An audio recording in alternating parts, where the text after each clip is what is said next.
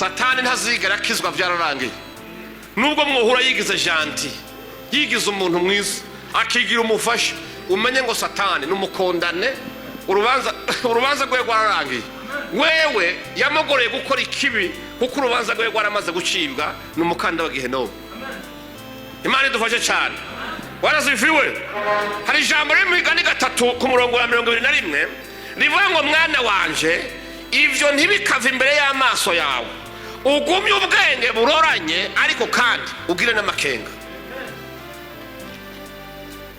Uyu ari muvyeyi abwira umwana, haya majambo nguhaye nkubwiye uyagumize kumuzirikanya, ugenda n'ubwenge butomoye buroranye ariko kandi ubwenge bwawe bubemwo amakenga. Imana idufashe cyane. Haleluya.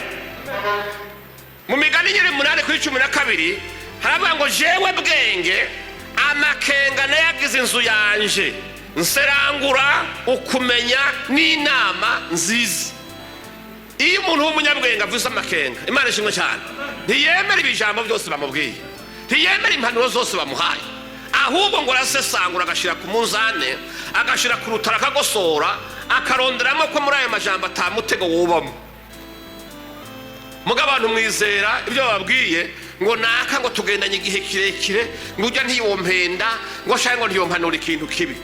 Gira amakenga, genda n'amakenga. Imana ishimwe cyane. Haleluya.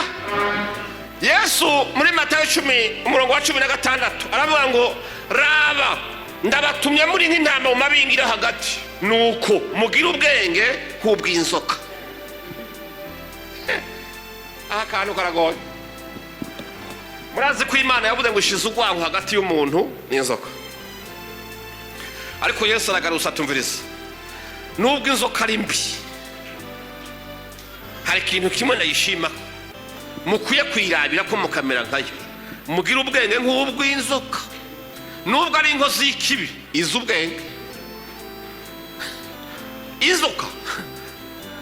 Inzoka ntifa ahantu iciye.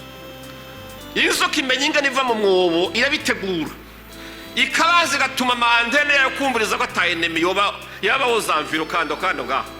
Imana ishimwe cyane. Inzoka irabizi ko umunsi iciye mu nzira izanamwe abantu ibipfuye, nico gituma inzoka irondera hari ivyatsi n'amashamba.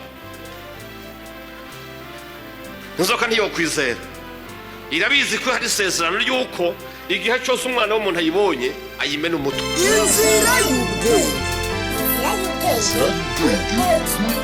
Thanks for watching.